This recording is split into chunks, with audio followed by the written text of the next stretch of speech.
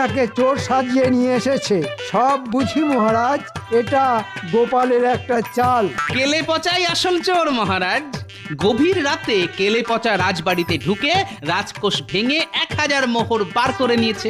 তুমি ভুল জানো গোপাল, রাজকোষের চাবি থাকে আমার কাছে। আমার অনুমতি ছাড়া কেউ রাজকোষে হাত পর্যন্ত দেয় না।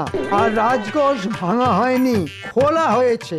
কেউ চাবি দিয়ে রাজকোষ খুলে ভিতর থেকে 1000 মোহর বার করে নিয়েছে।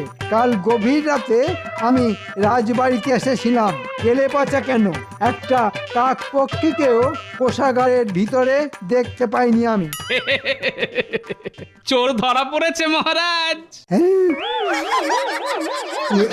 আমি কি বললাম? হ্যাঁ, নিজের কবর নিজেই খুঁড়লাম শেষ পর্যন্ত। মন্ত্রী, তুমি কাল গভীর রাতে রাজবাড়িতে কেন এসে